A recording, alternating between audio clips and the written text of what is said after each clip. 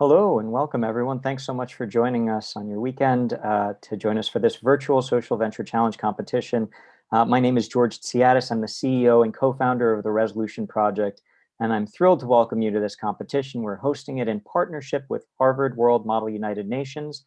This competition was supposed to be in Tokyo in March, but due to COVID, the in-person conference was canceled. And despite that, we're thrilled to host this competition virtually because, especially in today's world, investing in young leaders and social entrepreneurs is as important as ever. These young people provide the leadership and opportunities that become the backbone of their communities.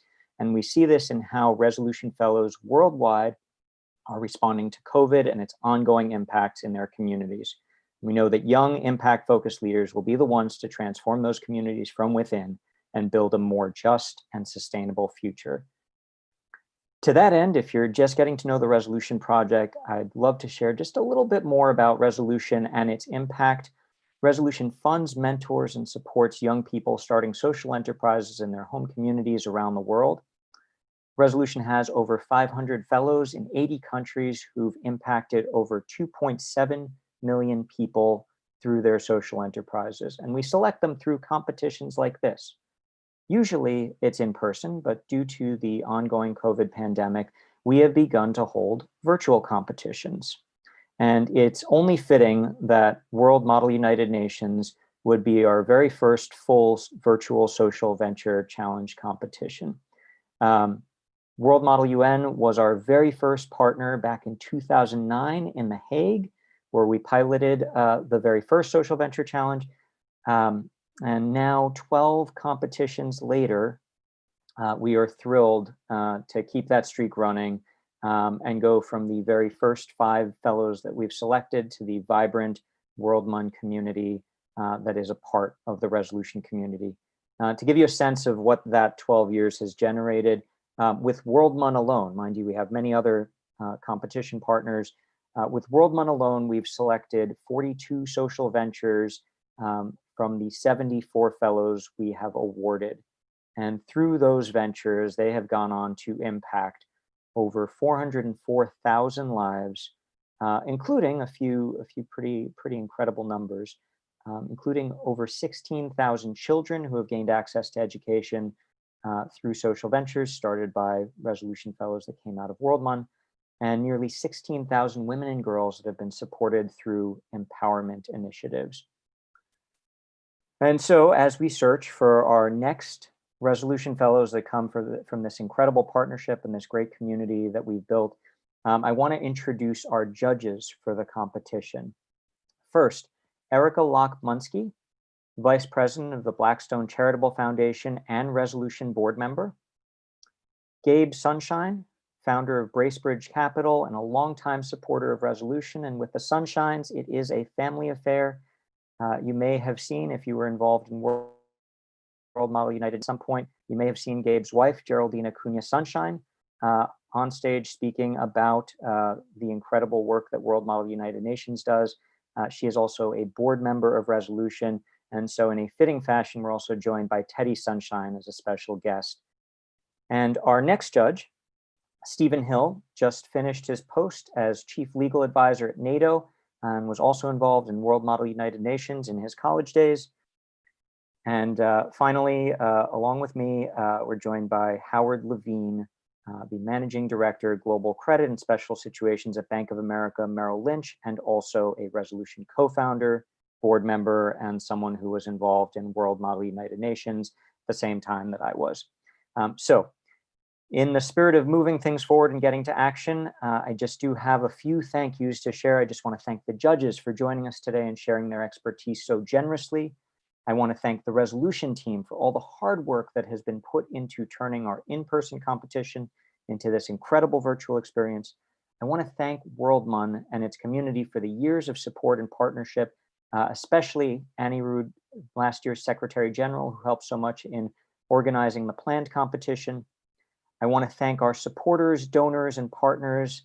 And I do also want to thank this year's competitors for sticking through the cancellation of WorldMUN's in-person conference, the technology hiccups that are inevitable in a format like this, but mostly for sharing such personal, important solutions with us. It's a brave thing to stand up in front of the world and share an idea, especially at their age and especially in what is often a second or third language. So we're so excited to get started. And with that, I'd like to turn it over to Resolution's Director of Programs, Rachel Brophy, to share some logistics, today's schedule, and to get us started. Rachel? Thanks, George. I'm also extremely excited to have our 12th WorldMUN competition and for the competitors today. Just a couple of logistics, particularly for our competitors. They have 20 minutes to pitch. We encourage you to take 7 minutes for your actual pitch and leave about 13 minutes for the Q&A with the judges. I'm going to keep track of time. I'm going to keep track of the time on the chat. So please do make sure that that's open and that you're checking that. I'll give you a 6-minute warning and then again at 7. We won't cut you off at 7 minutes, but please do note that anything that you go over that point is really going to feed into that time that you have with the judges for their questions. And those questions are incredibly important to making sure that you're ready for the fellowship. So please do try to keep to that 7 minutes. It's also important for competitors to know at this point in the competition, you're not competing against each other. We have the ability to take all of the competitors today and welcome them into the fellowship. So really, this level of the competition is really making sure that the fellowship is right for you and that resolution is right for you. So if you see another pitch today, please feel free to cheer them on. They're no longer your competition. Also encourage competitors to focus on the solution and not the problem. If you've made it to this level of the competition, we know that what you're addressing is a real issue in your community. We want to hear about how you're going to address it. We want your details and your plan. So please do not spend the majority of your pitch talking about the problem that you're facing and leaving very little time for the how. Please do spend more of your time talking about how you're going to do that. And then finally, on our team, Antoinette is actually going to be advancing the slides for you. So you'll see the slides that you've already presented or shared with us on the screen. So if you want her to advance a slide, please just say next. If you need her to go back for whatever reason, you can just say back.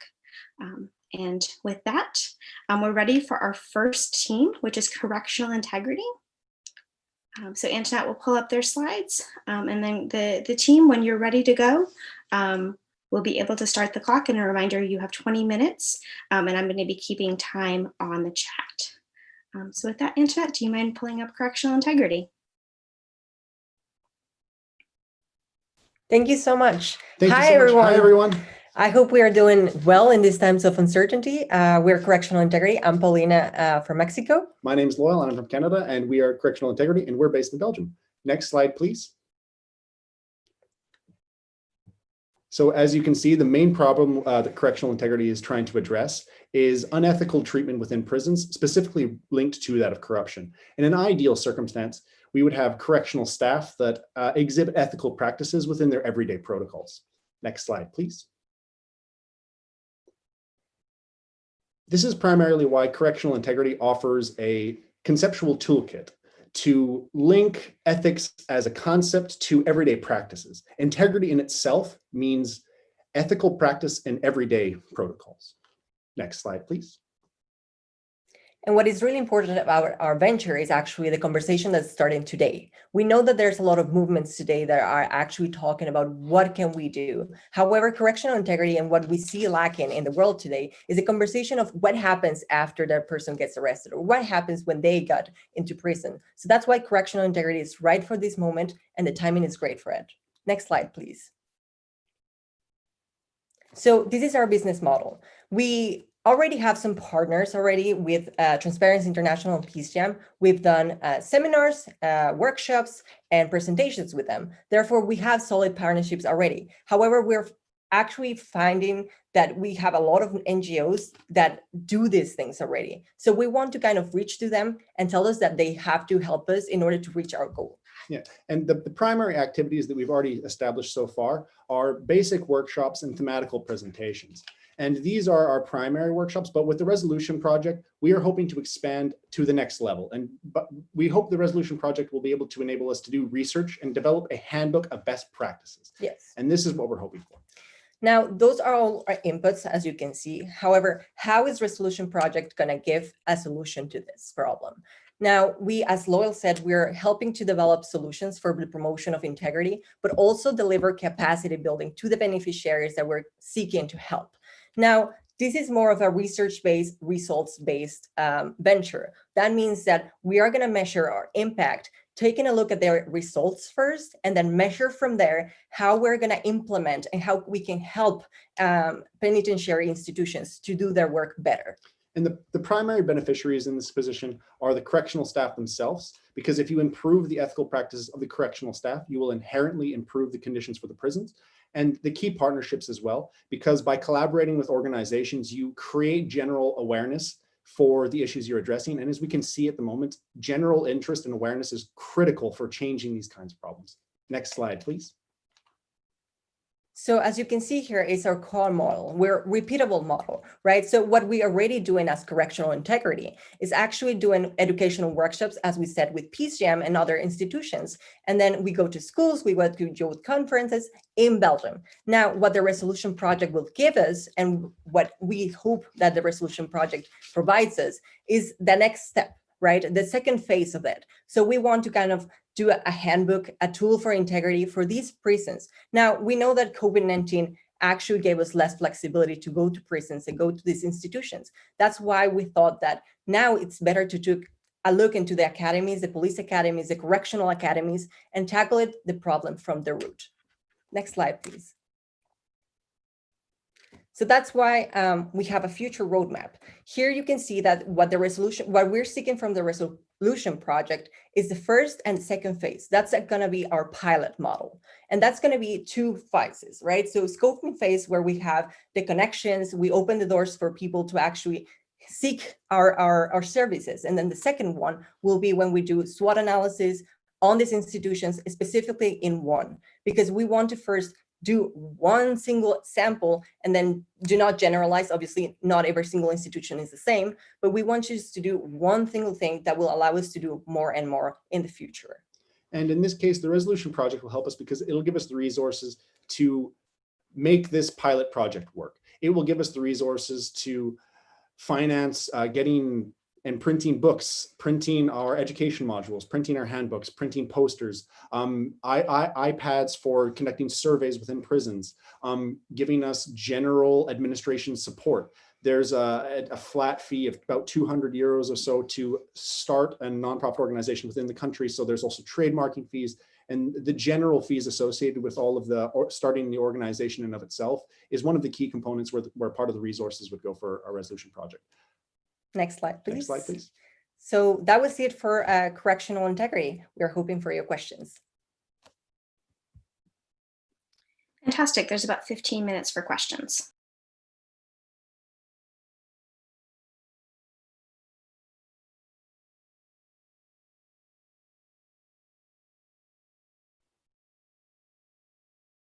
Go ahead, Steve. Well, thanks so much, Lel and Paulina. Thanks a lot for your presentation, and congratulations on all the work that you've done so far. You've obviously identified an important issue, and it's clear that you've put a lot of thought into it. I've worked with the police over the years on different things in the security sector, also on anti-corruption issues. And one thing that I've noticed is that it's very important to have the buy-in of that constituency in order to make your training or your advocacy more effective. And I think you hit on that a lot during your own presentation about how you need to work with the stakeholders. So I wondered if you could say a bit about your relationships with the correctional officers or with their institutions. Thank you so much for your question. So first of all, I think we need to tackle the fact that we've been working really hard with some of the professors of the university we're in. These are expert penologists. So she's actually the president of the Flemish branch of European Prison Educational Systems. So she's actually telling us how to work with these projects. Therefore, we know that the connections are important, especially because anti-corruption efforts are very, very hard to get a grasp on. But that's why we seek experts from other disciplines to kind of help us with it. And in this case, her specific role, she develops the curriculum taught to prisoners itself. So she's very familiar with the contacts and the methods and everything required to actually pitch, we will draft our program, and she'll help us get it into the, the bureaucratic system in of itself, because it's quite complex, because Belgium has complex processes. But in general, the buy-in actually, when it goes through the bureaucratic system, the idea gets pitched and sent to all of the prisons within Belgium, and they have the option of whether or not they like the idea, and then they can actually say, hey, we would like to be part of that. And then if there's a few people that are interested, we can actually filter and select which one we want. So it's kind of like you create a proposal, send it through the system, and then it goes to all of the relative organizations, or the relevant organizations, my bad. Thank you.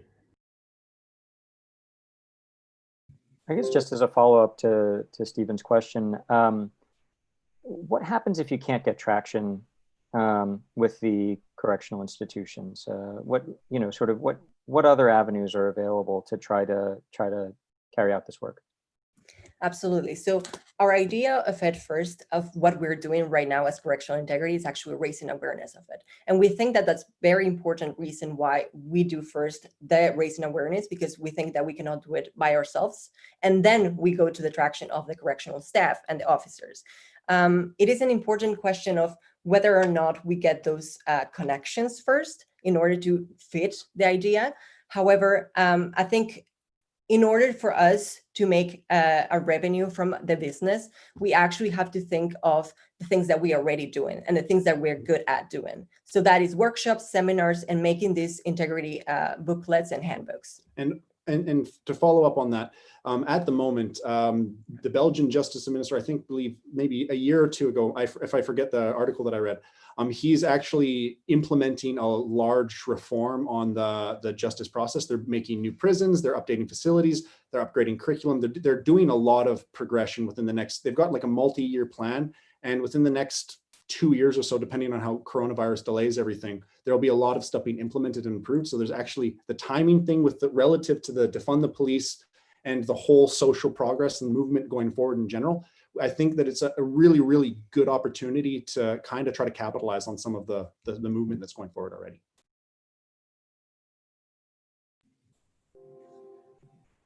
On the subject of measurable impact, can you discuss some of the specific metrics on which you're most focused while you're developing your curriculum?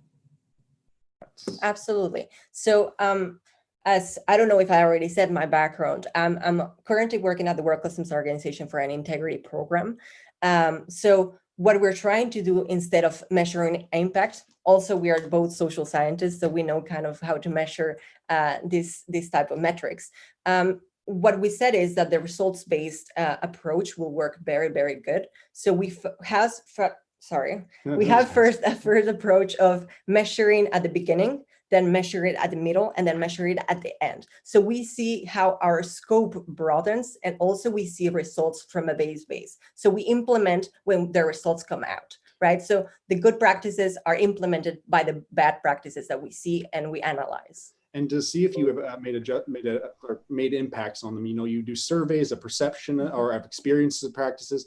There's lots of surveying material available on just general surveys. You can also do focus group interviews or panel discussions. There's lots of research methodologies that work for this kind of stuff.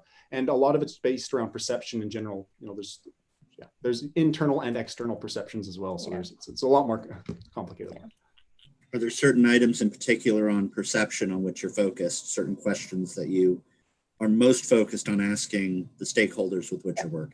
Yes, one of the main problems that we see is bribery. We see that there's a lot of bribery when it comes to inmates getting a lot of rights if they pay a certain fee to the officers. And that, I think, it's a problem that not only in Belgium, but worldwide, there's a lot of problems with that. So what we want to do is actually ask them, what is the perception of corruption first? And then we can ask them, okay, how many instances of corruption you had at the beginning? And then implementation of the program. And at the end, you ask the same question. You see there the impact that you've made from those questions. And with those bribes in that case, is the problem you'd be addressing is that there's preferential treatment given to certain prisoners within circumstances. And those are the ones that have the resources. And that actually boils down to a fundamental question about inequality. And you know what, you shouldn't be able, just because you have resources, you shouldn't be able to leverage better circumstances within prison.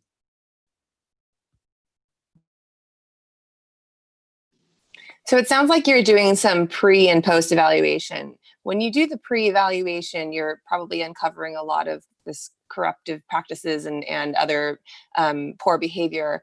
To what extent are you making that public, and is the government okay with that?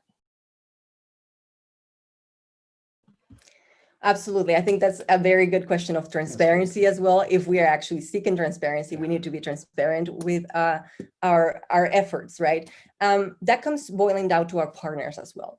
I mean, we know that Transparency International has a lot of these kind of reports where they made from the country, and we actually can rely on them to have transparency about our project. So from through our partnerships, we can actually have a transparency mechanism, whether or not the government likes it or not. The NGOs are actually made of that. So it is not only for correctional integrity to do that, but also for our partners to do that.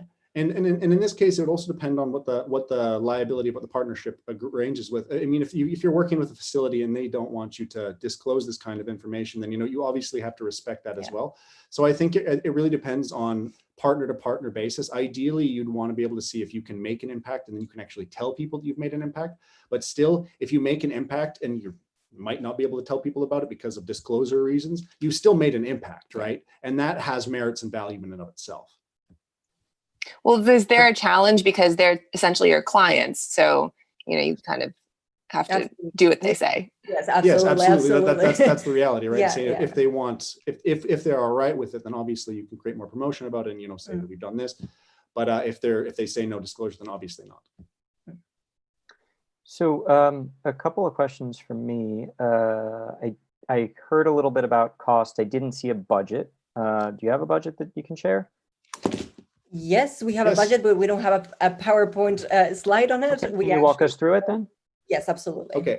So the primary cost at the very beginning. So in the application we submitted, the budget was broken down into about $800 US for administration costs, and this basically covers more or less the application of some legal fees. There's also a €200. I don't know how that translates into US dollars, but there's €200 fee on starting a nonprofit organization. So starting the organization itself, there's creating its bank account, it's registering the trademarks. The trademarks, I think, is also €250. So there's miscellaneous fees here and there. And in Belgium, it has lots. Let's talk about the programmatic costs. Okay.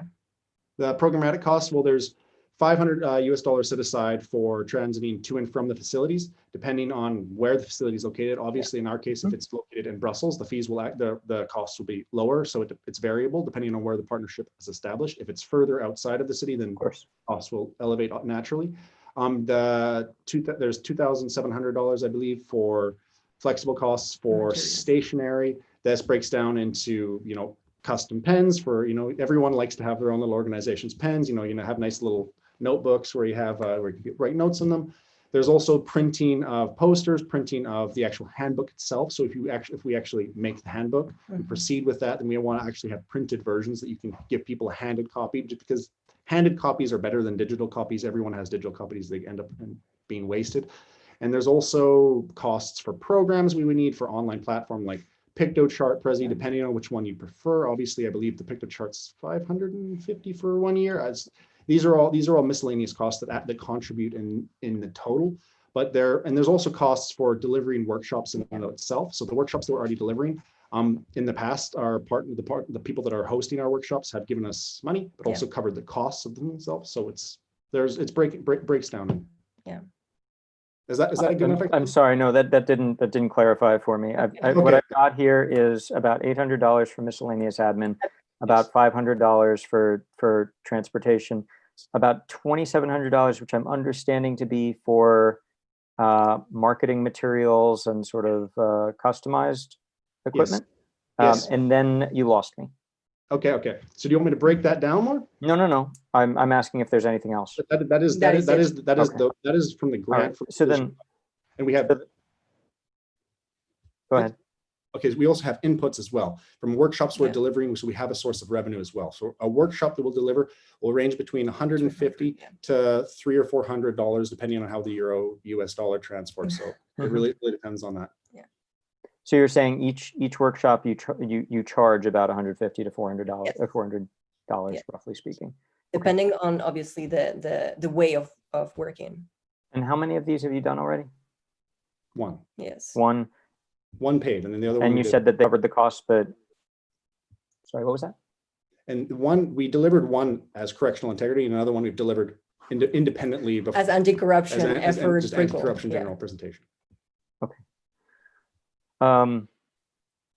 And so just to understand this, what are the costs to actually running the workshop? So each individual workshop, what does that cost? The cost It for depends. each individual Yeah, workshop it depends. depends on the scale. Yeah. So in the big one that we did, there was 350 people there. Yeah. And it was more youth active. So it was the age range between 14 to 23 or so. So what we And- did is kind of getting posters, markers, everything that they could work with. And that was around $150 for that amount of people. Yeah, because it's 350 people. So it was a very big audience. We wanted to try to have enough material for everyone's interactive workshop. And it depends, again, if the workshop's designed to be interactive or, like a lecture-based thematic. Seminar. So it really depends Yeah. on what the exact specifics are. So I've got two questions, and I know we're running out of time. So if you could be as quick as possible on the responses. The first one is, it seems like you've got a viable business model here, and that you've already got at least a little bit of traction. Why do you need the resolution project? And sort of the second thing is, you spoke in broad strokes around some of the areas where you'd focus. We heard anti-corruption, we heard, and addressing bribery. Where does this start, location-wise and topic-wise? Yes. So for the first question, the primary thing we need the resolution project for is because we are both social scientists. We're very good at what we do with our studies, but business orientation is not our expertise. And we've mentioned that repeatedly, saying where we have a general idea on how to make a business model, a general idea on how to do marketing. And I've managed organizations before, or student organizations, so I've handled the budget.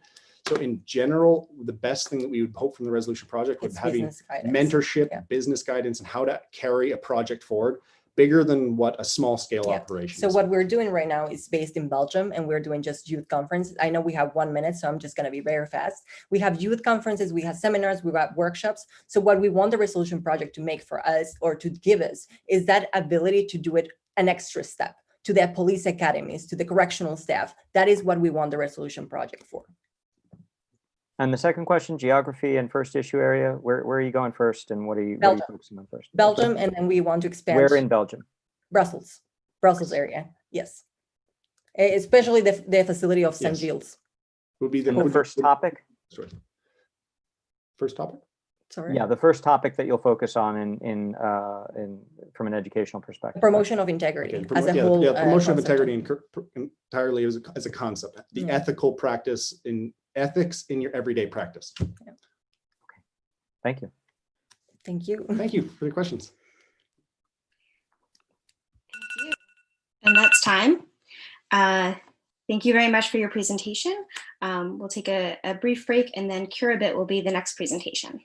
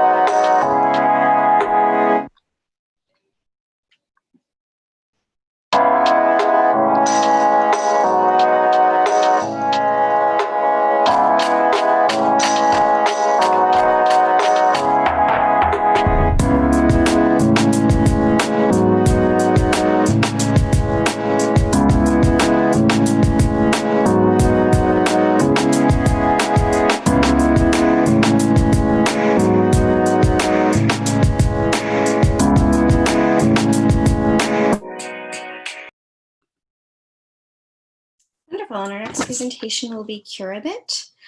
Just a reminder for the competitors, you have 20 minutes to pitch. I'll be keeping track of time on the chat function.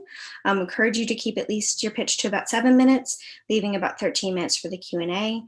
If you go over that 7 minutes, that just feeds into the time that the judges have to ask their questions. And with that, I think we can pull up their presentation and Curabit when you're ready to go. Hello, good evening. It's so nice to meet you all finally.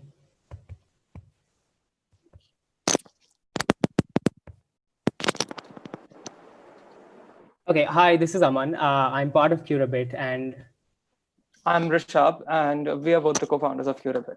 So we're here to talk about exposure therapy. It is a technique that is used by therapists where the person can even go through their crisis situation by imagining themselves there, and the therapist can guide them through it. Or they can go do a real life enactment of it and the therapist can be there to guide them through it. The thing is, these are traditional methods and they are really time consuming. People have difficulty visualizing, and it's not always practical to have a therapist by your side, right? And that's where we come in. Next slide, please.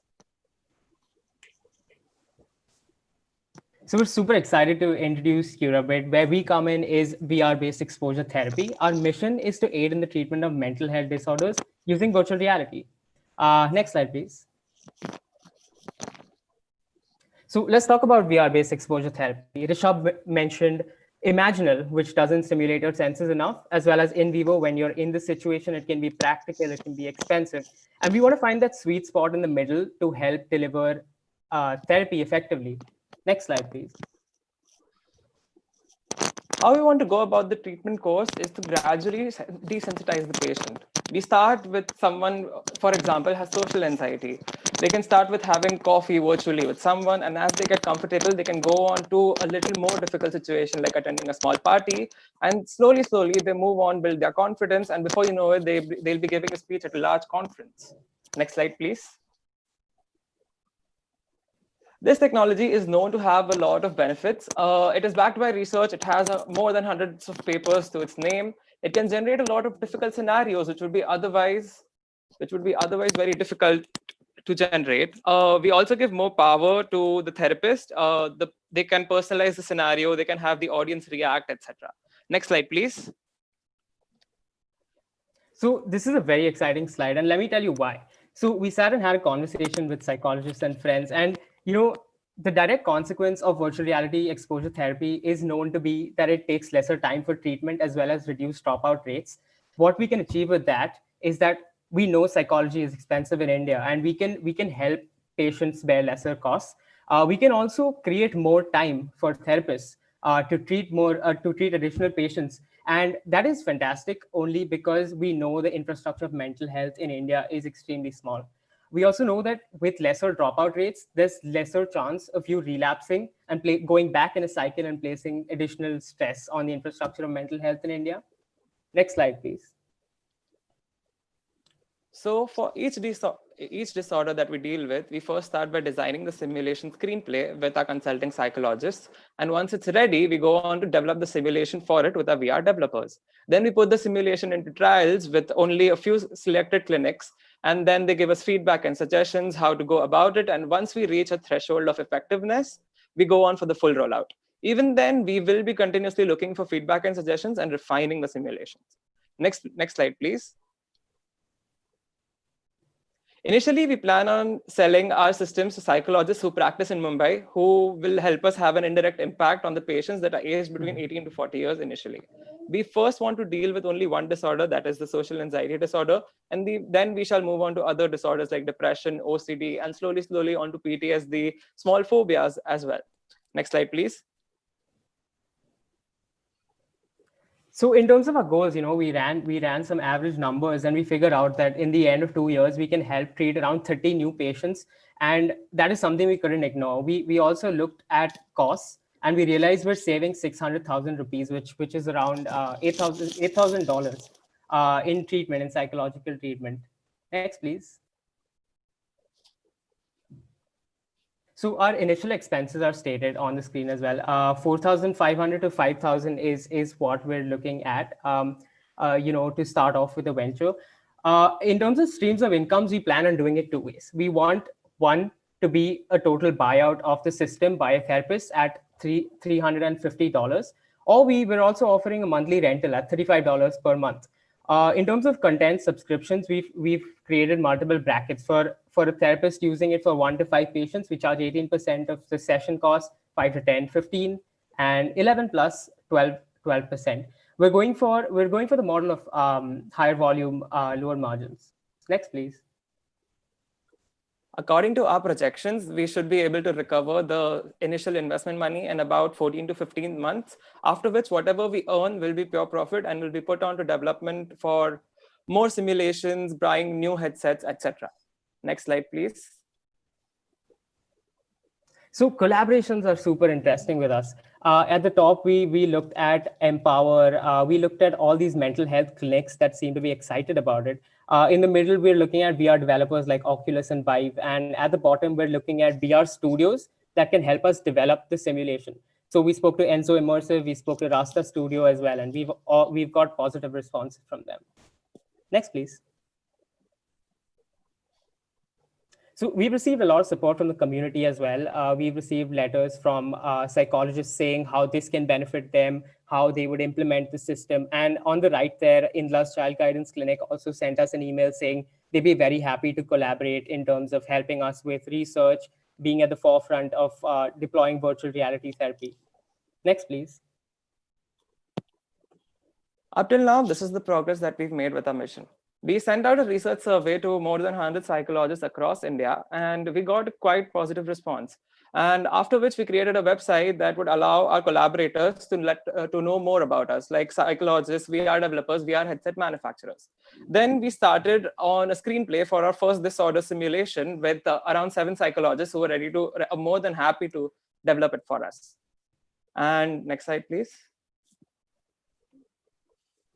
Yeah, I guess that's about it. You can always get to know more about us by visiting our website, curabit.org. And if you have any questions, let's have them. Wonderful. We have just over 7 minutes for questions.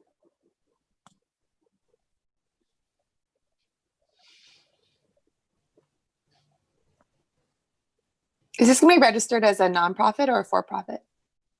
We are looking at a for-profit model right now.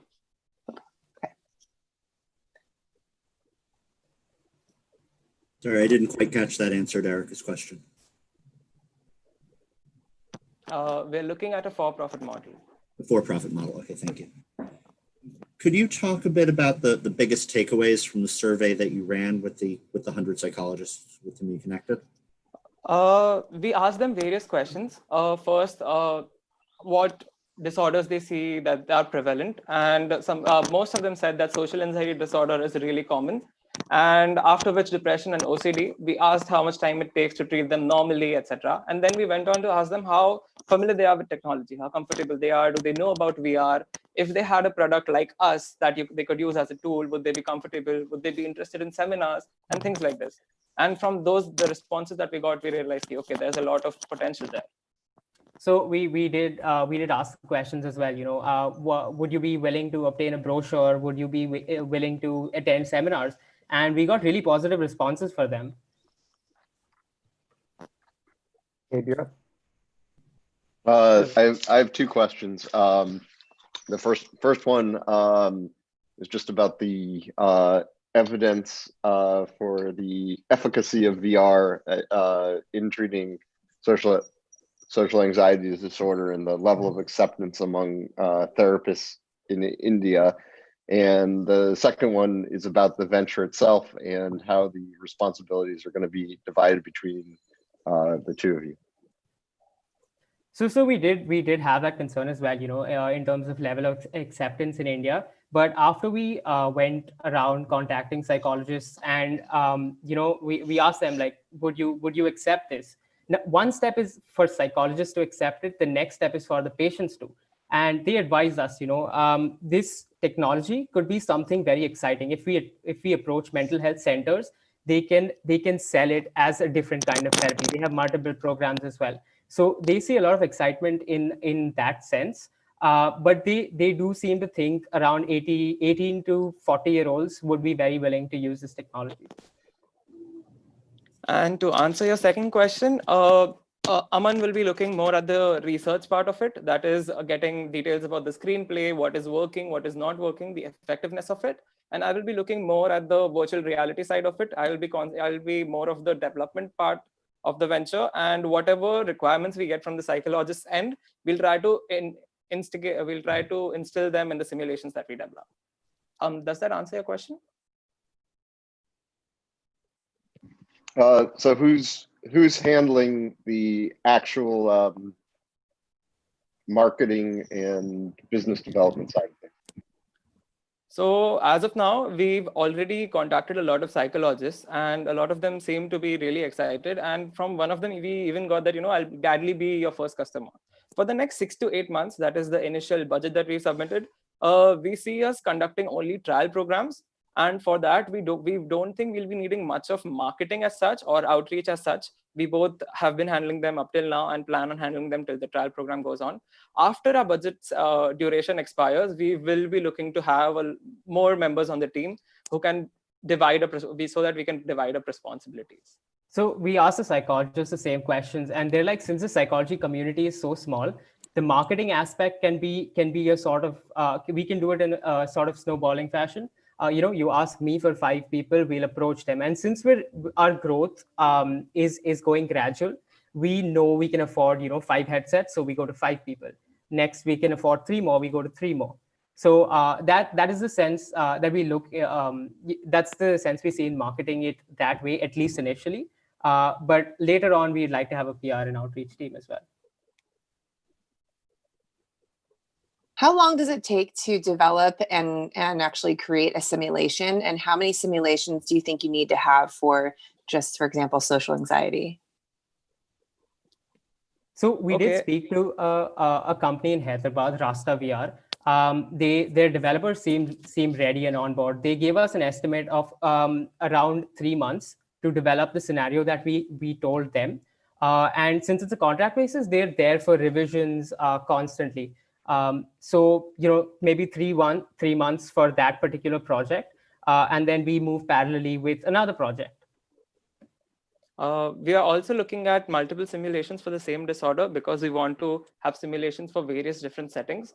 So right now, with the estimate that we have, we can have around three simulations for social anxiety disorder. And then later on, as we gain more on our investment, we will be developing more simulations. As you're thinking about that, go ahead. As you're thinking about simulations you need for a course of treatment on social anxiety disorder, how many simulations do you expect a typical patient would need to participate in their normal cycle? A typical patient with social anxiety disorder, if they have, so what we've learned from a survey and after interacting with psychologists is that the most number of cases come from mild to a low intensity of social anxiety disorder. So around 2 or 3 simulations that the patient might have to go to, an average patient might have to go through. That may be something like, stage fright and something on a larger scale. But for people with severe, they might need more simulations. So we did create a screenplay for stage fright as well, along with psychologists, and we got it optimized by 7 psychologists. And it goes gradually from, standing at a distance from the group to actually presenting on stage. So the psychologist is in control if he or she wants to, skip the second stage and move on to the third, looking at how the patient reacts as well. Can each of you share actually your disciplines in school and what brought you to this issue of all issues out there? I didn't hear either of you say you're a psychologist or a VR developer. So curious to know how you got here and what you are focused on academically. For sure. Thank you for that question. Rishabh and I are computer engineers. We actually are in the same year of study. And we, this just came up as after a 3D modeling class, we were just sitting in the cafeteria, and Rishabh, I knew the problem that Rishabh had. And, we just got to talking, and I was excited at Technophile, and we just got to talking, and we're like, hey, like this works. We've read research about it. Why not execute it? I have a history of social anxiety. I was first diagnosed with it around 2.5 years ago. I, in fact, did go to a therapist and they did try exposure therapy. The thing is, my experience wasn't that good with it. Thankfully, after some while, after I dropped out of that treatment, I found a better therapist who helped me through with it. And right now I'm out of it. And you're giving a presentation to a group, and it's yeah. Would you look at that? Oh my God. Thank you for your bravery. I was so nervous about it. Yeah. I have a question. Since this is a technology that will be, used, of course, with patients, I wonder if there are some ethical or regulatory issues that might be raised by it as you develop the technology. So do you see there being ethical or regulatory issues? And if so, how do you try to mitigate that? I guess that could be a role for the 7 psychologists you're working with. So thank you for that question. And we did have the same concern. We aren't pushing for a fully automated system because we do believe a psychologist needs to be there to mitigate any risk. But what we're working on, we never know what might trigger someone. So we're obviously going to make sure that there is less scope for a trigger. But then again, since we have a psychologist there present, they know how to deal with the reactions to such, reactions from the patients. We also looked up accreditation bodies if we had to get it validated or certified from a particular general body. But we looked the internet, we asked a few people around, and there isn't a central body as such. So we plan on getting this validated by associations and volunteer organizations, for example, Bombay Psychiatric Society, so that it seems validated as well. We're also looking to target IACBT, which is Indian Association for Cognitive Behavioral Therapy. It's an association with the Asian body. So, accreditation from there would be great, whereas we don't know too much about government accreditation as of now. We haven't really found anything there, not that we know of. How might this, if at all, help with the stigma of mental health in India? We see VR as a technology that is particularly attractive to the younger generation. So even if they are a little bit hesitant, and I've read this in a research paper as well, that people seem to be a little more interested in it if a technology as cool as VR is involved.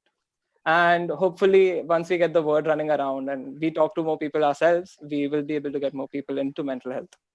So along with that, our focus is also to bridge the gap in exposure therapy. So, where exposure therapy fails, we want to come in.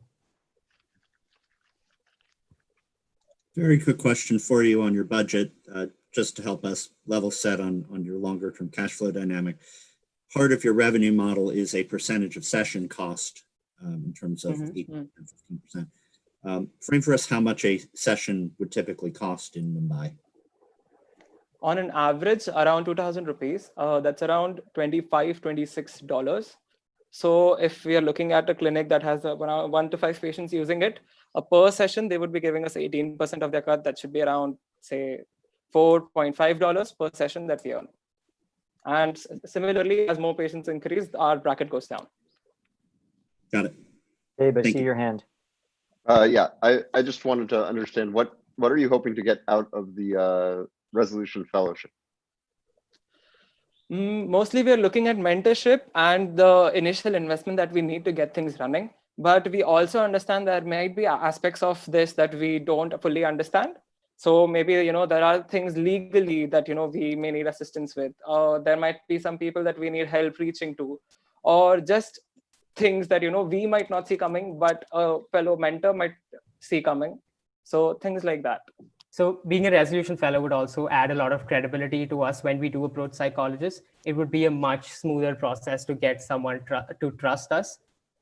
That's another area that we see the resolution project would help us. Aman and Rishabh, just a last question from me. It seems like a very scalable technology. Why start so small? Go ahead, Rishabh. Okay, we don't want to start really too big because there might be really a lot of issues that may come up, like, there might be small trigger points that might affect patients. And based on the feedback and suggestions that we get, We want to first refine our solution and then expand. Also, we feel that handling this on a very large scale would be getting ahead of ourselves, and which is why we want to start small, understand each small aspect of it, and then grow slowly.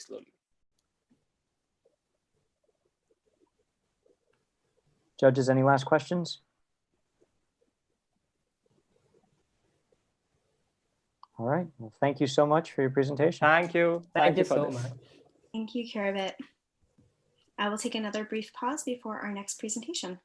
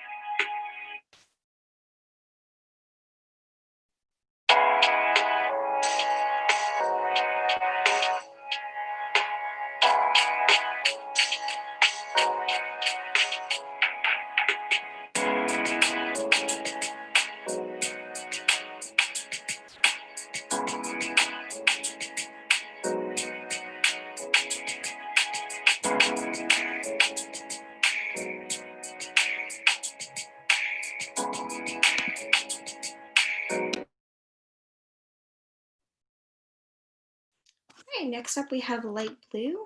Just a quick reminder to competitors, you have 20 minutes to pitch. I'll be keeping track of time on the chat function. I'll give you a 6-minute warning and then 7 minutes. We encourage you to keep your presentation to those 7 minutes to allow 13 minutes for the Q&A. And I'll be keeping track of all of that on the chat. All right, Antoinette will pull up your slides and then whenever you're ready.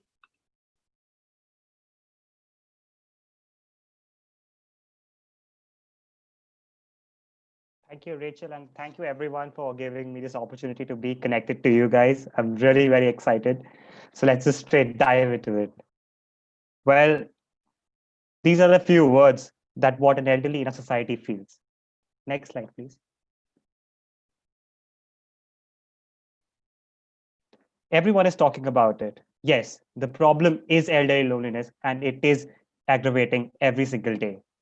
Next slide, please. Therefore, to cater to this devastating issue of elderly loneliness, we present before you Light Blue, a social venture aimed at empowering our very own elderlies. Next slide, please.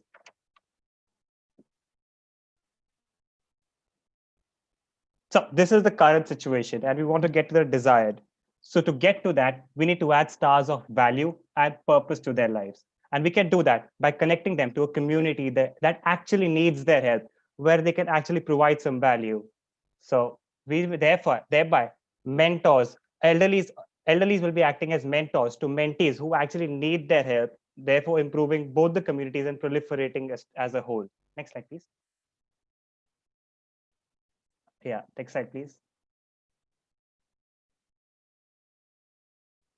So this is what a typical light blue mentor would look like. On the left will be what someone like a light blue mentor will be like someone with age 60, has immense experience and has the will to give back to society. The person there in the picture is Mrs. Pami Jain. She's an actual mentor. She's a retired hypnotherapist, and what she needs is a retirement option, which is also one of the things which I found on Facebook, where someone else also needed that for an elderly person, and a community where they need where they can feel valued.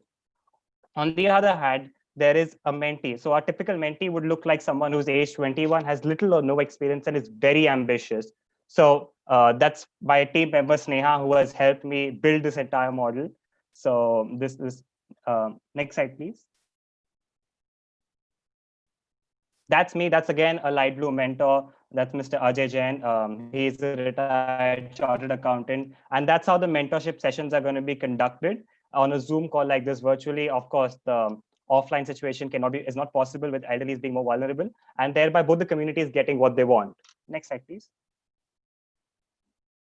So this is our online strategy. We have it in two parts, online and offline. So obviously mentorship is going to be online because of the entire COVID pandemic. And we're going to be hosting events online, and I'll be discussing what events we'll be hosting, building a professional forum online for discussion, and social media platform publication for wider outreach. Next slide, please. Our offline strategy would mainly involve partnering with further elderly communities, which would include the Road Track Club, which will include the Lions Club, the religious communities, the garden and park communities where we can actually publicize. And when we talk about the mentees, we would love to partner with college and school committees where we could actually host our workshops where elderlies can come and give a pep talk about their experience there by nourishing and nurturing both the gap. Next slide, please. So this is what it is. Now we have to remember at hand, we are talking about elderly loneliness. So sometimes the elderly which we talk has a lot of experience, but it's so much in distress that we actually first want to consult him or her to a psychologist, depending on his or her discretion.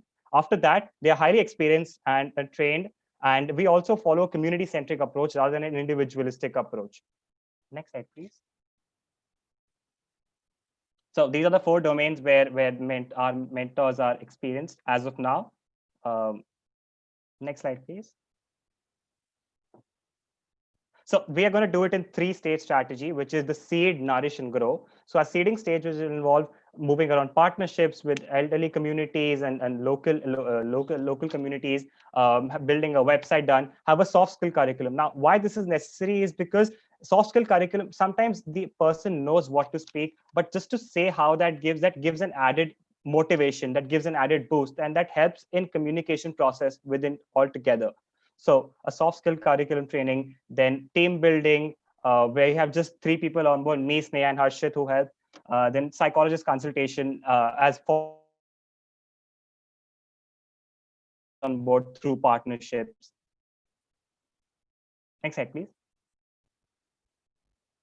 The nourish stage will mostly include the mentorship, like through the Zoom call, as what we've seen, and events that include will be masterclass, panel discussions, webinars, fun events, and workshops if held offline. Depend. Next slide, please. The last stage will be a growth stage, wherein a lot of community building will happen, and the evolution of a mentor-mentee relationship, wherein a more human touch to this can be seen, whereby one community helps the other community. Next slide, please. So this is a look at our budget. So our major cost goes into psychologists. I want to start with 20 elderlies to begin with $20 per session, with 2 sessions per elderly at an average cost, and then obviously outsourcing soft skills and hosting workshops every month and having an annual budget enclosed. then operations using internet and telephone transportation, and then print and website and advertising about it. Next slide, please. So we are a nonprofit. So donations and grants for us and fundraisers are our main source. Next slide, please. So right now we're talking about partnerships. We have actually spoken to the religious communities. As you can see on your left, there's a big religious community. My grandfather occupies a very high post in this community. So actually it was easy for me to talk to the people concerned here. And that's how I got two mentors. Previously, the pictures. I've also put in a word with Rotary Club and of Bombay West. I want to start predominantly in Mumbai and also in Mumbai in my area, which is Juhu. So these are very local and approachable communities. IEC is an innovation and entrepreneurship cell of my own college, where I can get the at least for a student relationship and everything. HelpAge India and AgeWell are two well-known foundations for the elderly. And next slide, please. So this is our vision, to finally create a purpose-driven elderly community where the elderly feels valued and establish a more mentor-mentee relationship. Next slide, please. This is my inspiration, my grandfather. I will come back to his story. I think we are short on time with this. Next slide, please. And finally, what light blue means. Oh, I'm sorry, it's turned out to be like this. It's a light of hope and help with a sense of tranquility. Thank you. Next slide, please. Thank you. We have about 12 and a half minutes for questions.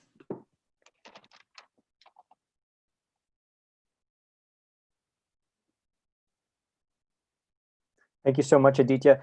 Just as a starting question, where are you going to find your very first, I know you said a few source organizations, but where are you going for your very first members of the elderly community, and where are you going to find the very first mentees that you'd like to match them with?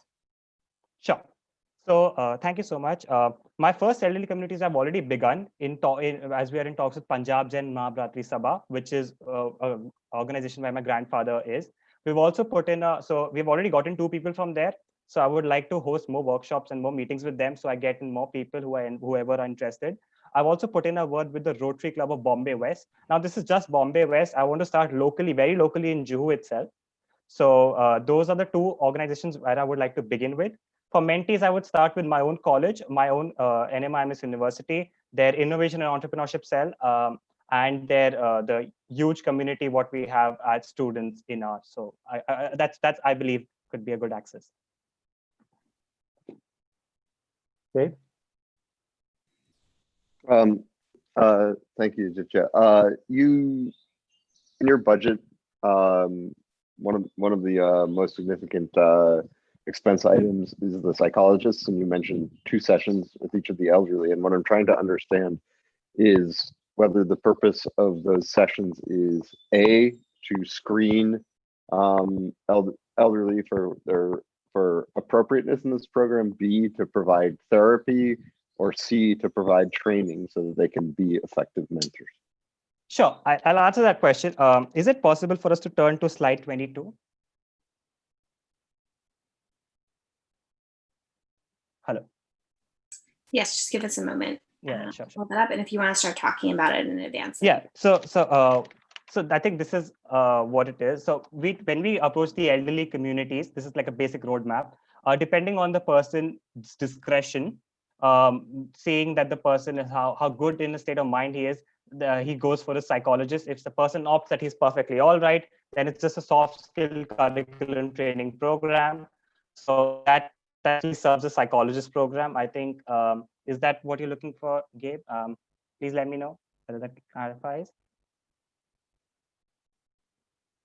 Hello. Yeah, no, I guess, yeah, I don't quite understand the role of the psychologists. Yeah, so basically whether their function is just to sort of green light, the elderly, whether they're appropriate, or whether, or whether you're right. Yeah, you mentioned it. It's just to assess them whether in the right state. Yeah.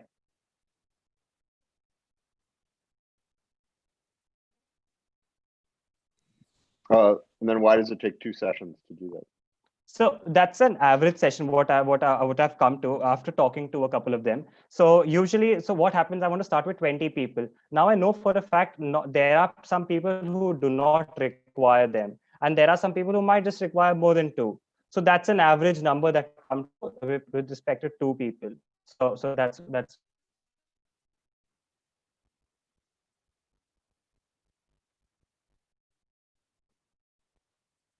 Aditya, it seems like there's a part of this that's pretty simple.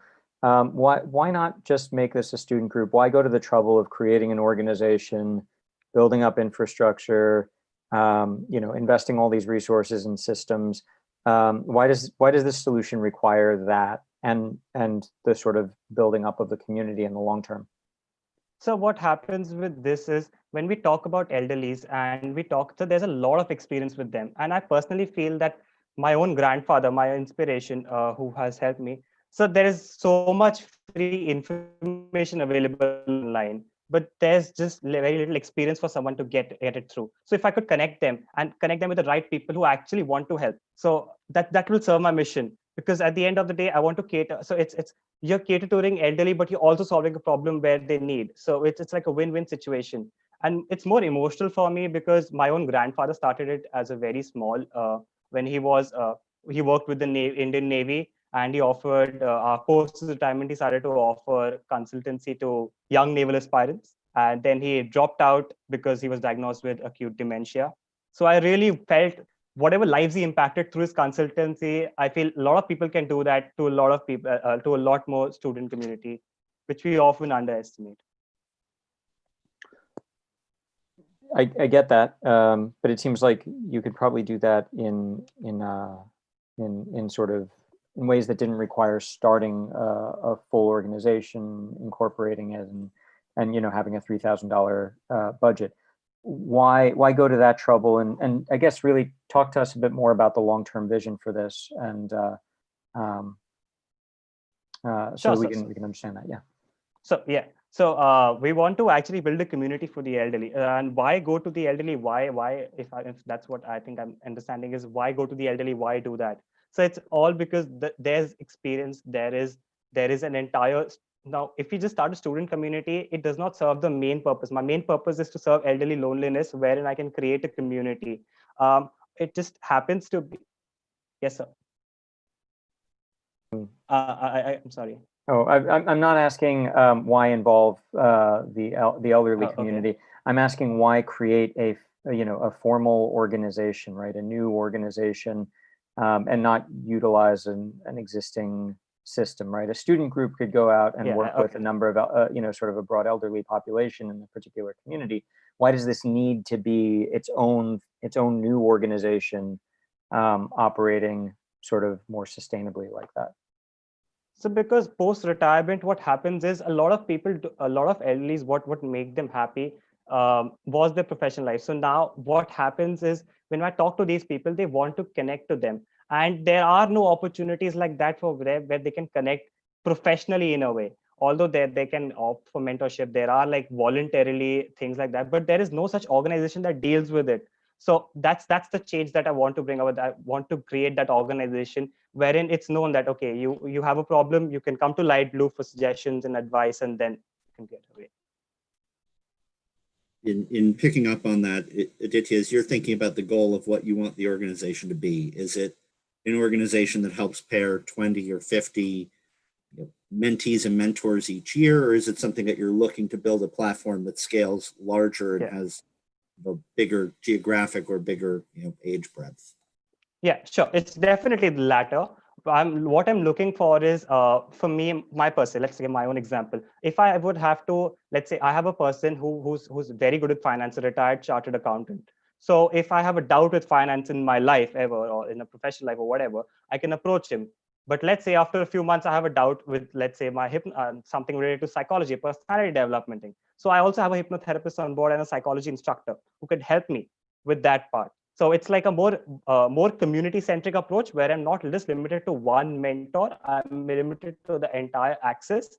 And the same goes with the other people, the mentor side, mentee side. So they can also approach. So if they know that they can help me, they can help that particular mentee, they can also approach. So I think that's like where a community-centric approach becomes. So just to clarify, is this a model where you have one mentor, one mentee, and they're connected with each other, or is it a series of mentors and a series of mentees who happen to be networking? Yeah. The latter. Where does the value sit in this? Who should pay for it, or how should it be funded? I know you said you're going off of a charitable model, but where is the value? Where are sort of the value centers, either broadly in society or for specific individuals? So, sir, right now, when I talked about the budget, the event, that's what we're looking at, where we create some value-based masterclasses and webinars for people where a lot of skills can be polished. So there could be a time where a lot of people are very not so sure about the sort. Like, I'm a tech student, I have no idea about, let's say, finance. So I want to know something about it. So I'm planning to have a masterclass wherein I talk to that person, the finance guy who's an expert in finance, hold some masterclasses with them, and maybe then have like a quality fundraiser with them, just so that they support a noble cause. And that's where the value comes for, skill-based program. Also through our workshops, where we can have a like non-profit vision where they can support, donate, etc. with their program. Aditya, how would you think about measuring the effectiveness of whether it be mentee-mentor pairings or mentees and mentors themselves on this platform? So, sir, we talked about, so what I'm going to do is my website, we have this detailed, we have a description form to know what their problem is, what they're looking at. This is for the mentees I'm talking right now. So then after understanding the problem and finding the right mentor, manually we'll search out of our pool who is having the best knowledge. Like if it's a finance guy, so we connect them to a finance mentor like that. So we find that manually and then we connect them. And then after the session, what they had to say. And the similar thing with Elder before joining Light Blue. Now, all of us are to join us, so they are very happy to that. So considering what they look at, what they aspire, we have all that written. And maybe after 6-8 months, do we meet our expectations, that those surveys, those feedback, what did you think that you, so that's a measurable impact that we want to, that's how we want to create one. Dave and Teddy, I see your hand raised. Just a couple questions on the mentee side. I think we all understand there's a lot of demand for this from elderly and mentors, but on the mentee side, like what research have you done to understand the demand from the mentee side? Sure. If it's not there, what do you do to drive that demand, and what's your plan for making sure there's awareness of your platform among the potential mentee clients? So can we please turn to slide 25?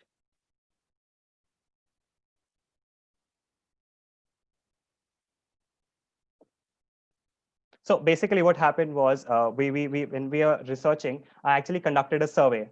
Now this is a survey that I conducted for 150 college students who are aspiring to be having their own businesses or want to get into their MNCs or whatever.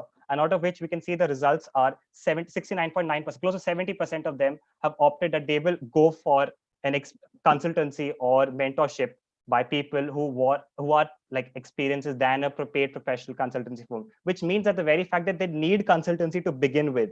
And so that's what I think the demand was creating. And moreover, we also have in our own college like a lot of like entrepreneurial communities. So I think that just to begin with, we got to help them and then start moving from there. Great. We're very close to time. Erica, Stephen, any last questions from you?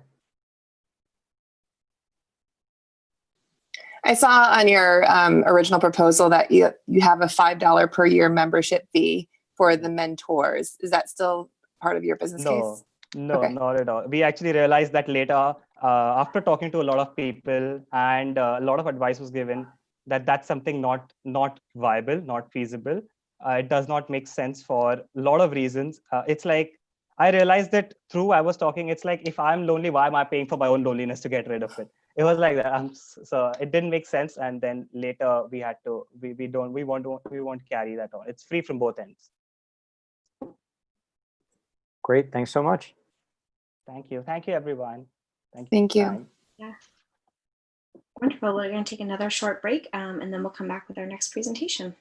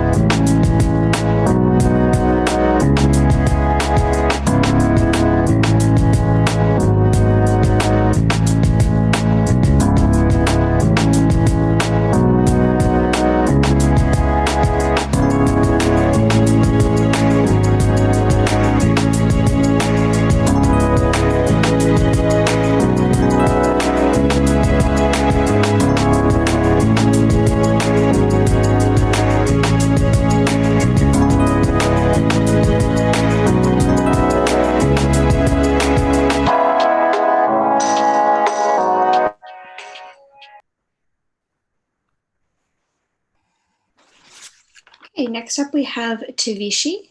Just a quick reminder for competitors, you have 20 minutes total. We encourage you to spend the first 7 minutes on the pitch and leave 13 minutes for the questions. And I'll be keeping track of time on the chat and I'll give you a warning at 6 minutes and then throughout the rest of the time. All right, Antoinette will pull up your slides and then when you're ready to go, you're welcome to start. Hello, respected judges. We are so excited to present to you today. Hi, this is Ayan Ray, co-founder of Tavishi. We are based in Mumbai, India, and I'm very excited to talk to you about Tavishi. Next slide, please. So Tavishi is inspired by a personal story. I had faced child abuse when I was a kid, and it made me feel very lonely and weak. Whenever we see these kind of headlines or the fact that there are more than 100,000 cases of crimes reported against children in India in 2018, we feel the need to protect children and we want the children to feel that they are strong, confident, and courageous. Next slide, please. Tavishi is a Sanskrit word which means courage, and another name for goddess Durga, who symbolizes divine energy. The vision for Tavishi is to train, support, and equip children to protect themselves against child abuse. Next slide. The main goal of Tavishi is to empower children so that they can protect themselves against any kind of abuse. It's a preventive measure. We want to make our Tavishi training modules a fun and engaging activity with age-appropriate messaging. We understand we need to include parents and teachers in order to build a supportive ecosystem. We also want to align with nonprofit organizations that support our cause. Lastly, India ranks 112th on the Global Gender Gap Index. And since we are interacting with young minds, we want to instill in them the concept of gender equality so that they grow up to be individuals who respect each and every gender. Next slide, please. In the first 6 months, we follow an online approach, keeping the current situation in mind. The strategy is CEE model. collaborate, educate, and empower. Next slide, please. Step 1 is collaborate. We build Tavishi's social media outreach to connect with our audience. Meanwhile, as we work with our counselors and experts, we build our children-friendly Tavishi module. We plan to provide emergency resources and guidelines to our audience. Step 2 is educate. This goes alongside with collaborate. We educate our audience via digital channels. We post online parts of Tavishi modules in form of animation and children-friendly videos. We post awareness-related content via different channels for parents and guardians. A major part of what we want to do is keep webinars with counselors and experts, where we actually get to talk and interact with parents and guardians. Next slide, please. We do not just stop at educating, and our next step is to empower these children. We do that with on-ground activities. These include self-defense training workshops that are conducted in Mumbai. We want to do activity-based Tavishi training modules that include mediums of music, art, and drama. In order to engage more children, we also want to conduct competitions. We reach the children via school events, where we also get to interact with their teachers, via residential societies and children clubs, where we get to interact with their parents and guardians. And we understand that vulnerable communities need our help the most, which is why we also work with orphanages and other nonprofit organizations. Next slide. We will generate, Our holistic approach includes a physical plus mental approach. We have training modules that are built by experts and counselors. We give it the Tavishi spin by incorporating the mediums of drama, art, music, and animation, which makes it our USP, our child-friendly, engaging content. For our physical approach, we conduct self-defense training workshops along with trainers. Both these kind of workshops are attended by children in the age group of 10 to 17 years in Mumbai. Next slide, please. We will generate revenue from private school events, residential societies, and clubs. We also intend to generate some revenue from digital mediums and fundraisers. We will provide free webinars for parents and guardians. And believing in a social entrepreneurship model, we will provide free workshops to public schools and orphanages. Next slide, please. As co-founders and in our interactions with counselors, we have decided to focus on two main topics, that is safe, unsafe, and confusing touch, and the concept of consent and boundaries. With every conversation, we would like to reinforce the concepts of confidence and courage. Next slide, please.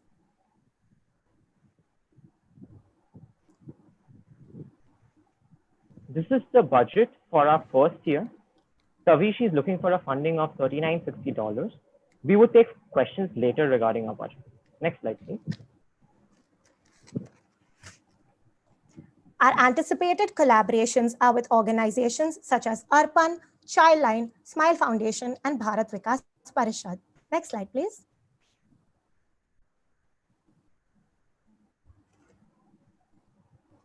Tavishi is working with SDGs 3, 4, and 5. With Tavishi, we plan to interact with 650 children in our first year of work, of protecting children against child abuse. And this is the estimated impact in November 2021. Next slide, please. Our future plans in the next 2 to 3 years include making our modules more accessible to children with special needs, designing board games and card games, and also making our courses available on platforms such as Udemy and Skillshare, via which we can generate revenue.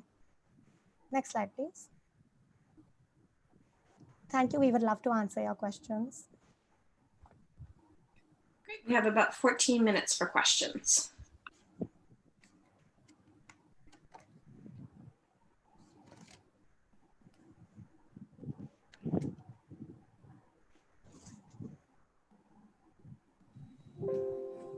Thanks very much for your presentation. A couple questions to start. Can you discuss the process that you envision for getting buy-in for the program, both from parents and from the schools? Okay, so firstly, I'll start with the schools. We understand that it is very difficult to approach schools and disturb their ongoing curriculum, which is why we target school events. These events are basically annual days, other festivals, and other parent-teacher activities that are conducted in schools. And also, what you said is very true. There is a stigma around this topic in the Indian society. And thus, we plan, and that is why we have the first phase, which has a deep online strategy where we give free webinars to parents. And via these educational webinars, we want to continuously tell them that message that nothing is more important than the safety of their child. And that is how we wish that they'll send their children to our workshops. Have you conducted so far any surveys with parents about what they would want to see included in a program and how you would incorporate that into your curriculum? So we have conducted surveys for people in our age group in our college, and what we understood is that so we ran through our concepts with them, whether they would like to whether they would have liked getting self-defense training when they were young, and the other modules, and more than 70% said that this would have been very effective. And based on our interactions with the counselors and our allies, they have said that parents really find it difficult to on how to go about talking about these things with their children. So we believe that the parents would be interested. And going back to your budget, a couple things. Could we go to slide number 11, please? Yeah.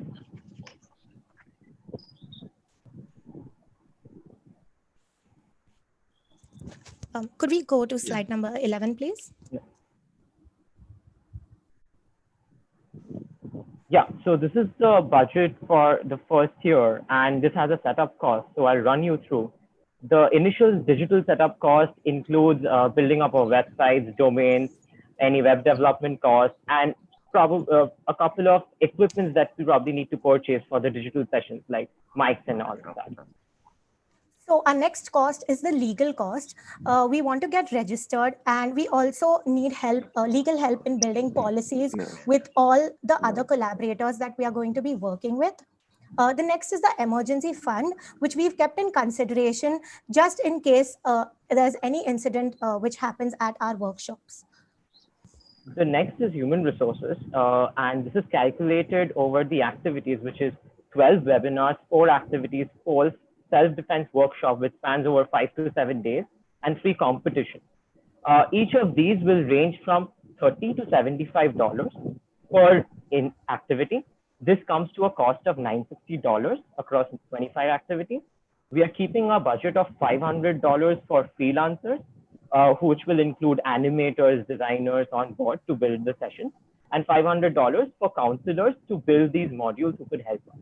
So which comes to a cost of $1,960. We're keeping a cost of $200 for traveling in and around the city, because a lot of volunteers and even us would have to visit certain events. We're keeping a cost of $500 for marketing, for digital and print, because we understand that we might have to hand over materials and or use digital medium for promoting our events online. And that brings us to $1,350. Longer term, as you're looking at a model where you're planning to provide the programs for free, you touched on this briefly in your presentation, but could you go further into how you anticipate creating a sustainable revenue flow for the venture? Sure. Sure. So sorry. No, go on. Ahead. Go ahead. It's all right. So in the sustainable model, in the first year, we plan to get funding from fundraisers, funding and registration from workshops. In the first year, we plan to keep 7 to 10 workshops in private schools and societies where we charge an amount, and this amount turns to about $720.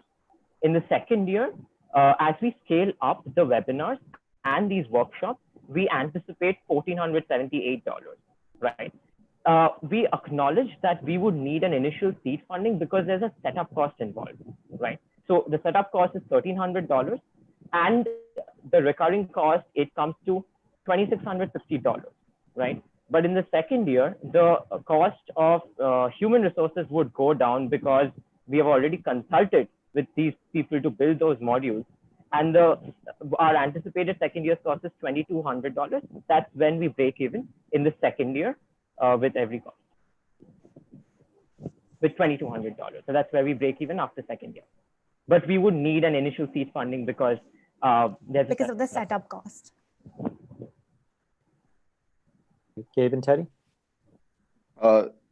In your proposal, you indicate that the programming within the schools would take anywhere between 3 weeks and 3 months of curricular time to deliver.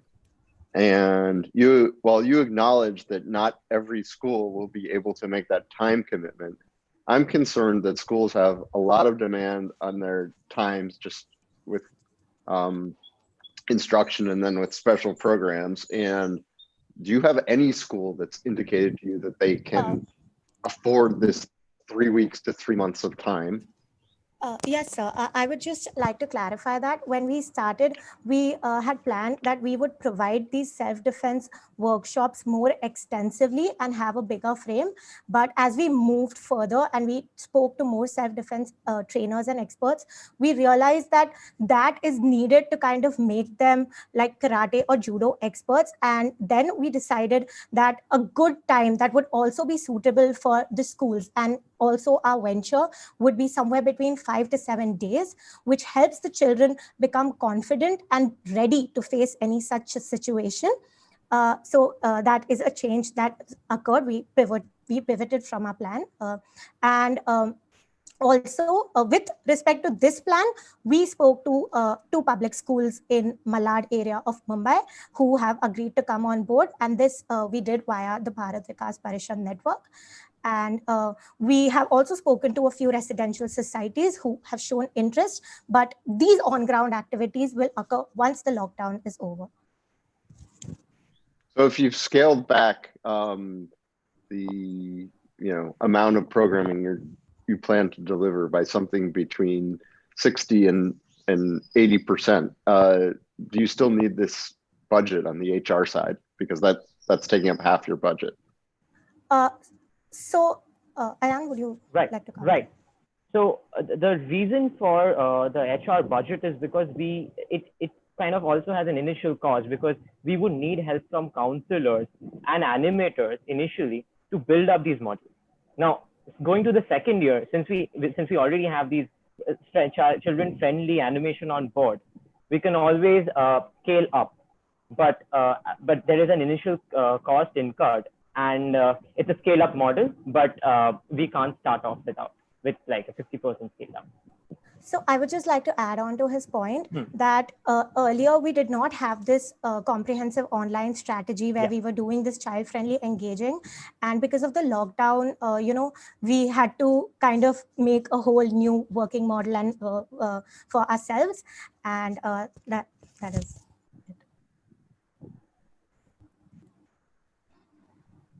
Erica, Stephen, any questions from you? Yeah, there's a lot of organizations that work in this space, whether it's girls this age group or just general, either in healthcare or in the child abuse side. How do you plan to work with them, if at all?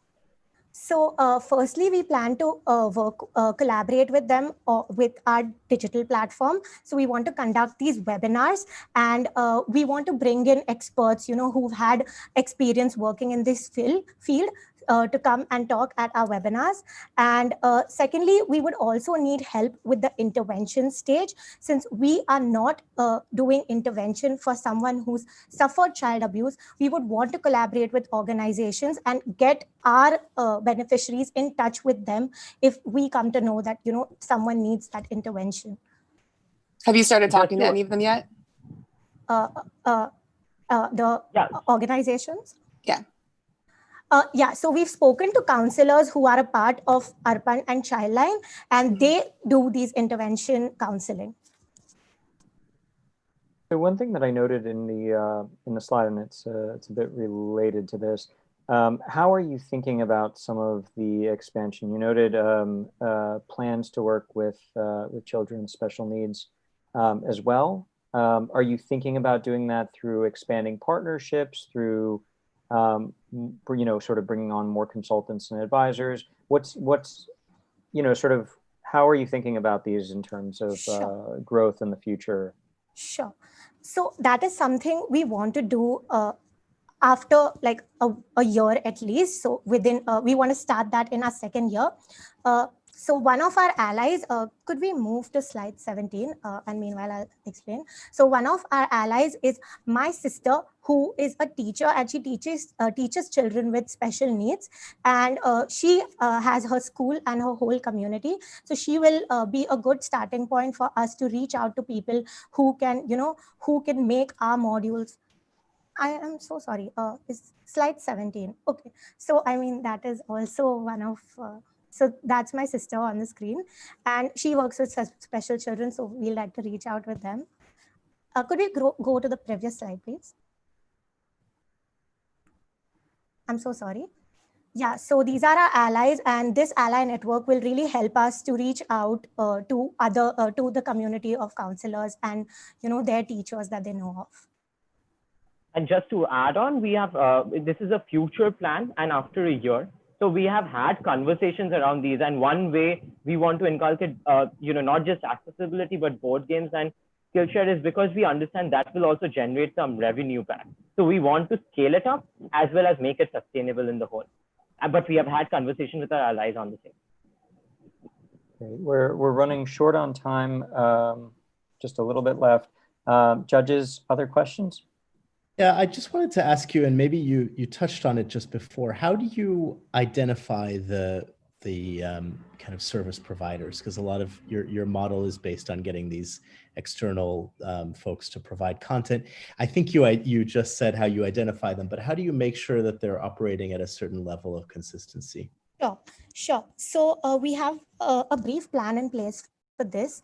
Since we are going to work with counselors that are touching a very sensitive topic, we want to take people who have at least 3+ of years of experience in the field of counseling.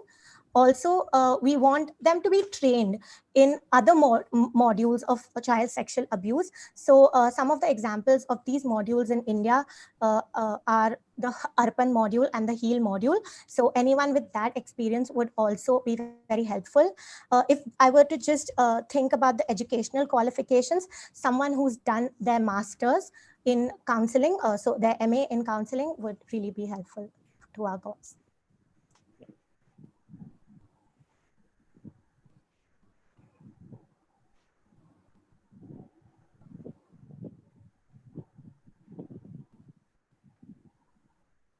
Okay, well, I think that's about time. Thank you so much for your presentation. Thank you so much to all the judges. Yeah. Thank you so much, Tavishi. We'll take another quick break before our final presentation.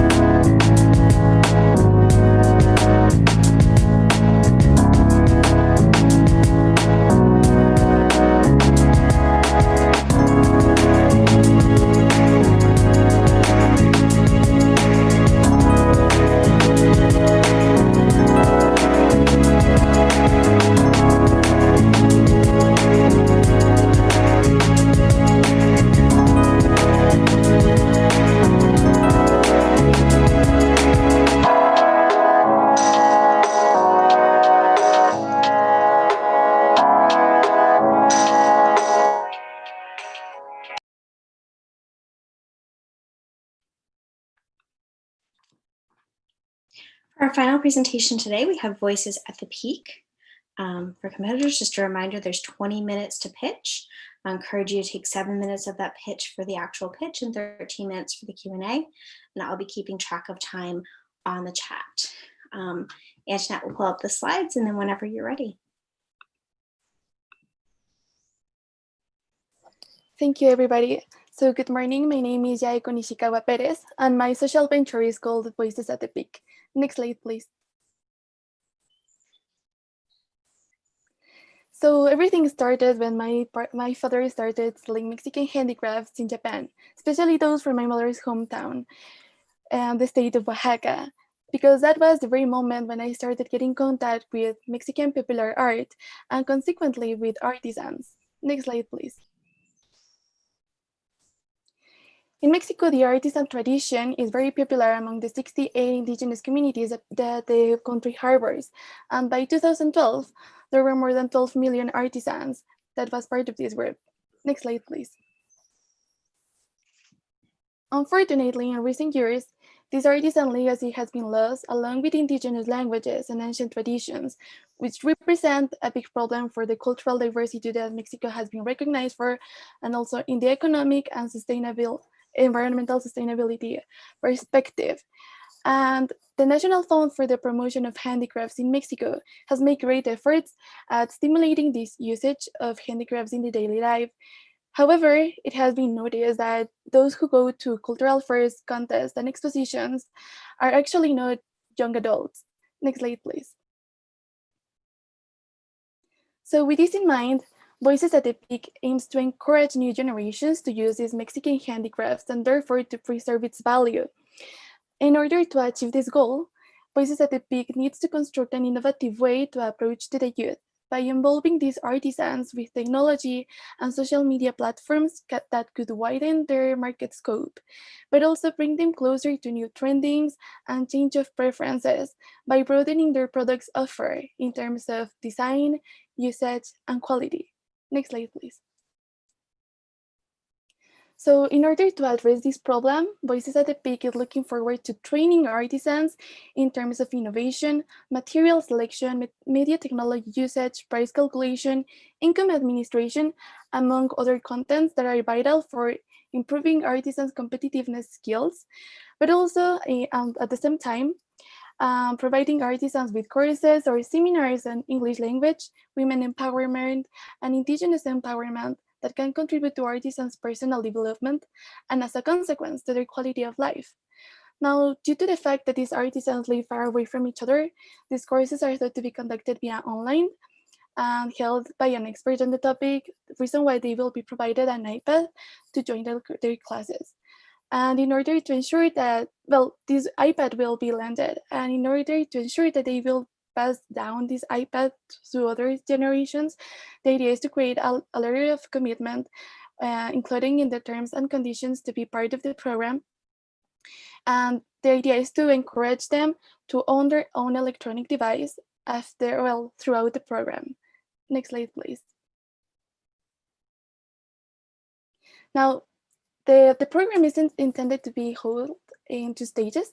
The first one in Oaxaca, specifically for villages, by starting with 5 artisans that can impact their community because of their background, and then moving to creating a network of artisans from different states, such as Hidalgo and the Estado de Mexico, that will be added as part of the second stage of the program.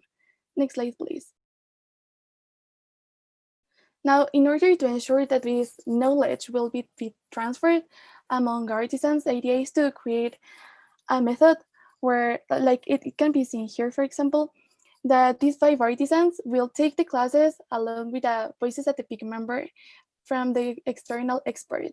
And then these 2 members, the Voices at the Peak member and the artisan, will transfer and will switch this content among the 5 artisans with their mentee, for example, and they will switch all the contents they have received.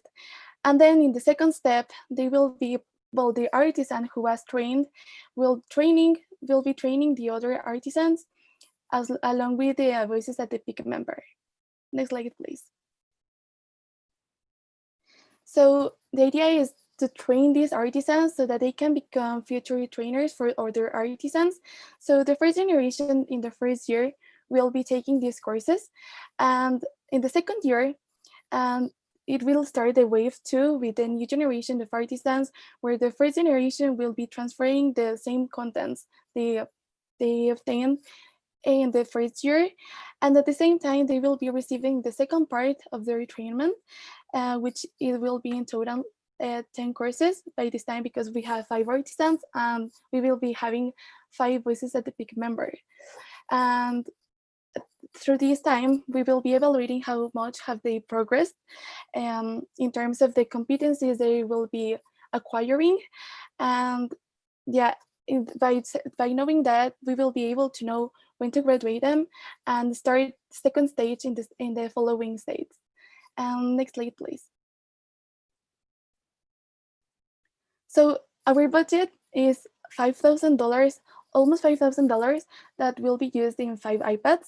The reason for using iPads is that they're more user-friendly for them that may have not been in contact with another electronic device before, and it is less prone to acquire a virus or to be broken, and as they live far away, it will be difficult for us to maybe fix it easily. And then the courses, we are thinking of efficiency these course costs by these knowledge transfer tools, and then the English lessons could be highly decreased by using firstly applications such as Duolingo for Schools, and then partnershiping with a university of language students that can complete their social service with our courses. Next slide, please. So in the beginning, the idea is to start selling planners and journals in order to gain some income, as well as organizing artisans workshop in partnership with potential hotels, as well as using crowdfunding resources such as raffles or sports events. However, in the long term, the idea is that these artisans can, that Voices at the Peak can become this organization in order to match all the opportunities artisans may have with all the opportunities or agents such as Rutopia or international brands that have already worked with them. Next slide, please. And with this, we will be looking forward to increase economic and social development among communities with promoting social inclusion and a more equitable society. And well, increasing the point is to increase community value from the point of view of the product, but as well as the community throughout collective marks. And next slide, please. So the idea is to become these artisans the main character of their environmental transformation and to inspire their peers and families to involve in this type of progress and to believe in their essence as indigenous artisans. And next slide, please. Thank you. So bring on the questions, please. Thank you. Great, we have about 12 minutes for questions. Well, thanks so much for your presentation. I enjoyed it. I want to ask you, how would you identify the artisans that you're going to work with? Yeah, so my father have worked with these artisans and he has tracked a lot of his background.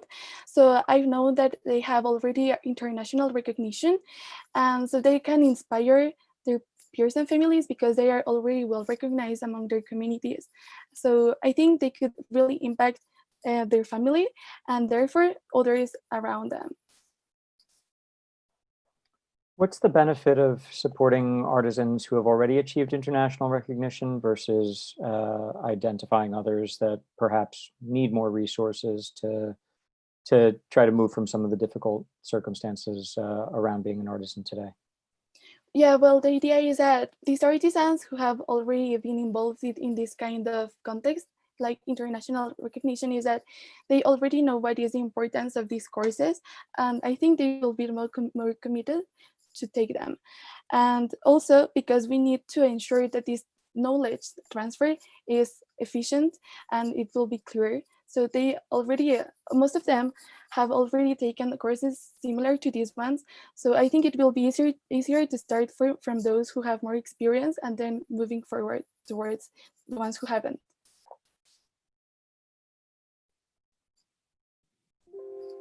So it looks like you're talking about, at least from the slide deck, it looks like you're talking about 10 different courses that would be part of this program, at least over the 2 cycles, 5 in the first and 5 in the second.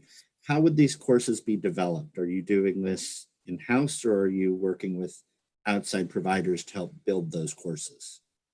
Yeah, the idea is to start with, for example, domestic online courses that I have found that they are kind of inspiring and actual, like they keep up with the trendings.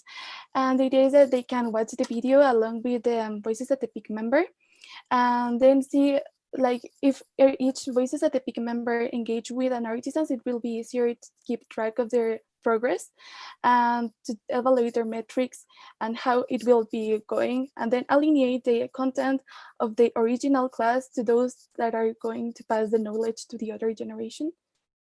I don't know if I answered your question. I think that helped part of it. It sounds like what you're saying is some of the artisans you're already working with would be developing the content that goes into those first 5 courses. Is that correct? Oh, no. So we will take these courses content from an online platforms, for example, such as Domestika or Coursera, that already have this program.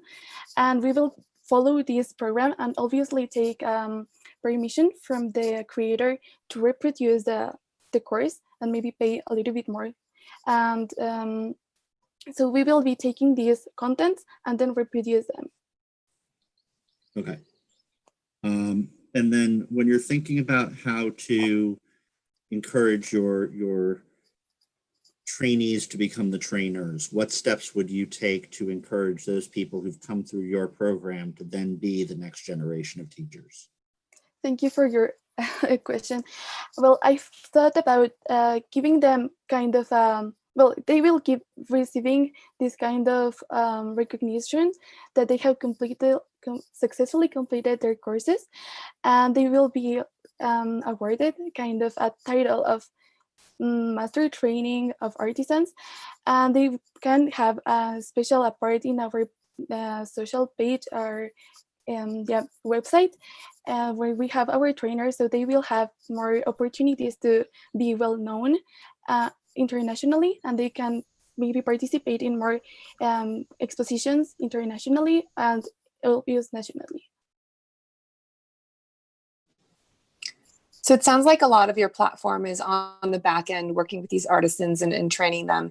Is there anything that Voices of the Peak will do that is more about marketing direct to consumers, to education around artisan handicraft and the history behind it? Do you see any part of that in your business? Like educating artisans is the main purpose. And in terms of marketing, the point is not to sell actually their handcrafts. It's just to train them so they can, if they want, they can create their own page and then sell them. The main purpose will be then to connect them with different organizations or agents that can help them in the future. For example, I don't know if it was that.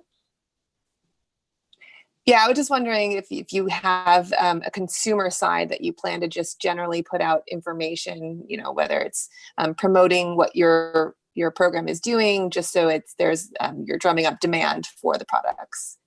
Oh yeah. You know. So our main users or objective is to come with the youth. So the idea is to start by social media pages that have more influence in this day and age, and started by us as Voices at the Peak members to spread the message among our own generation and try to get there more easily every time. Thanks. Yeah, Yaiko, there are already organizations such as Nest that work with guilds or small groups of artisans around the world, including in Mexico. How is your venture different from what they're already offering? Yeah, so the idea is that as they are going to become the main trainers, they in the future it is expected that they will not be needing so much help from the outside, but generating the knowledge inside their own community. But that's the purpose of Voices at the Peak in the long term, that they can reproduce this knowledge and pass it down every time. And then my second question is, you indicated that in identifying the initial group of 5 artisans, you're going to be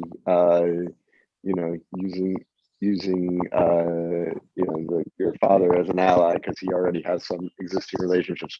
But how do you plan to widen it beyond that group?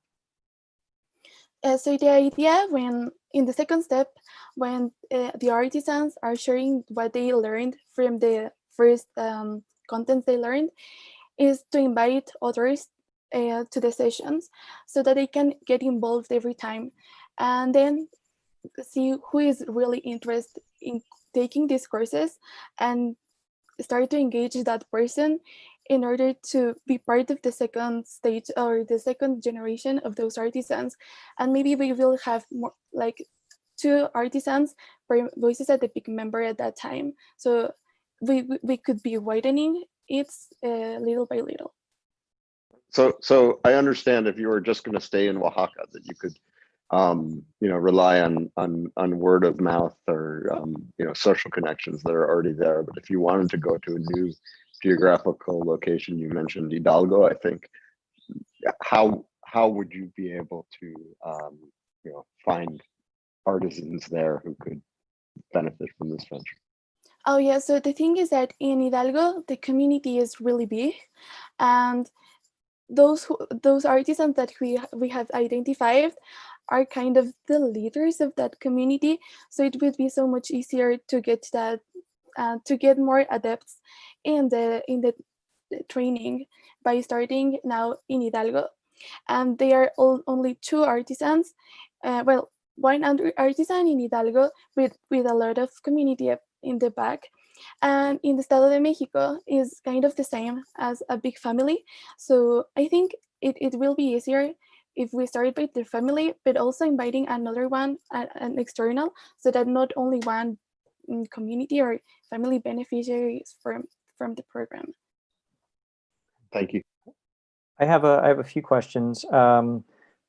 Is this designed to be a nonprofit or a for-profit enterprise? Well, non-profit. The idea is to have maybe 20% of for example, of the alliances at the end that can cover the cost of operational costs. But I think that will have to be more elaborated on how this partnership will actually function. Okay, and you've referenced your father a couple of times. What is the nature of his business? He's selling through Instagram and Facebook. No, sorry, through Facebook in Japan. But the thing with his market is that it's very kind of